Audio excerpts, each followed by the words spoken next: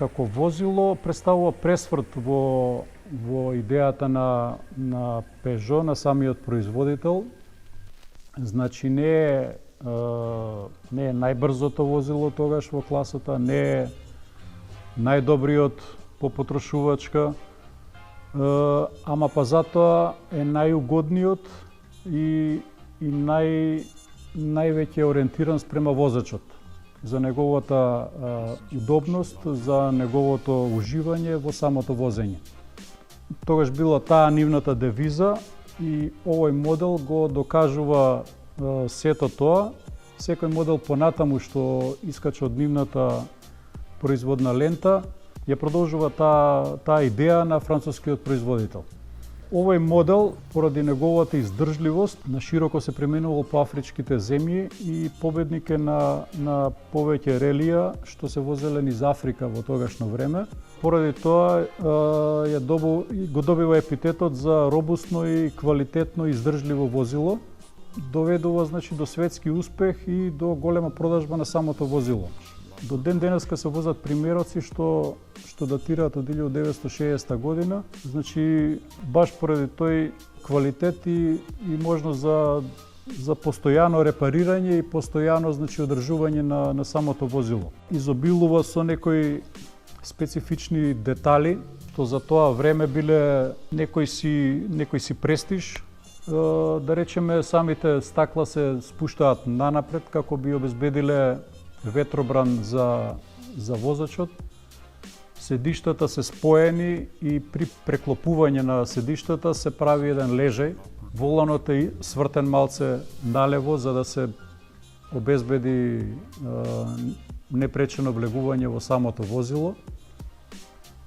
На амортизерите одозгоре има игличести лагери кои што при вртење го заменуваат денешниот серво волан, тоест воланот многу лесно се движи по лево и десно. Самиот кумплук е изведен со хидроулика, има сервокочници и има диференцијал кој што е изведен во бронза, што е изум тогаш на Peugeot. Исто така, филтерот што му е за воздух е направен од пластично сито, така да при промена во принцип се пере и се враќа повторно на место.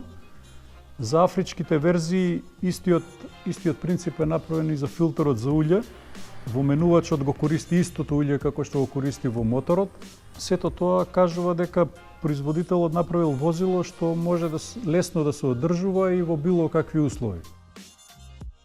Здраво, јас сум Горан Ивановски, работам во Градски трговски центар. Возилото што е до мене е Peugeot 404, иначе еден од француските најдобри модели, да не речам малце потценет од Citroenот DS.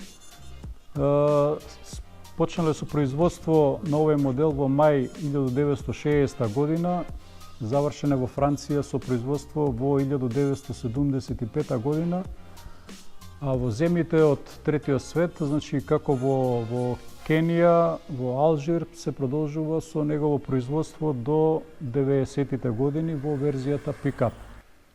Иначе возилото е Peugeot 404 GL, носи мотор од 1618 кубни сантиметри, 71 коњска сила. Значи ова е карбураторската варијанта, иначе постои и со Kugelfischer injection, самото возило, и дизелска варијанта. Го земав значи пред 15 години, значи од Ресен.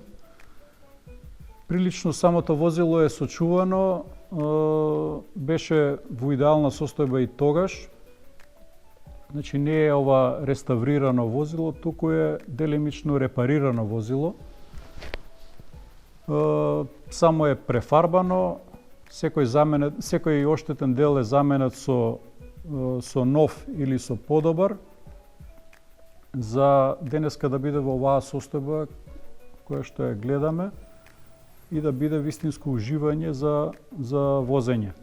Кај возилово мене ми се допаѓа што ме тера споро да го возам.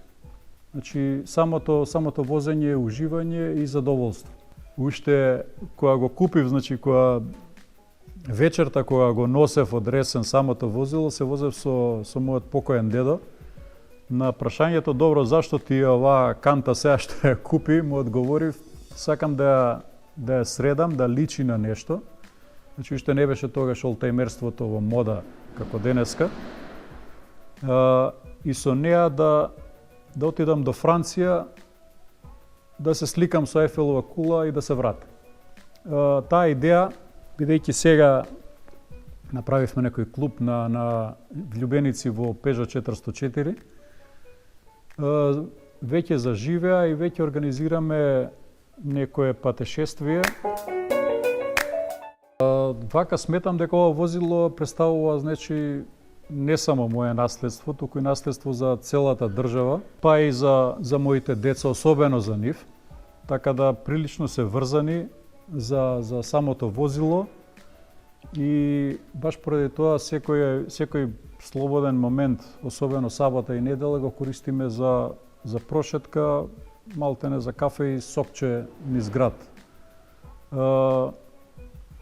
Децата, значи, ги имам земено со ова возило од породилиште, така да они го познаваат од кога се родени малтене. Не смее да стане никаков збор за негова продажба или отуѓување, затоа што веќе не знам ни ја колку сум газда, веројатно се они повеќе од мене. Иначе би препорачал до сите кои што поседуваат старо возило да му вложат малце љубов, време и нешто ситно паричка што ќе им остане, да ги доведат во некоја возна состојба, затоа што сепак тие се украс во нашиот град и како да кажам, значи едно наследство кое што останува за идните генерации, покажува како се живеело и што се возело во минатите времиња.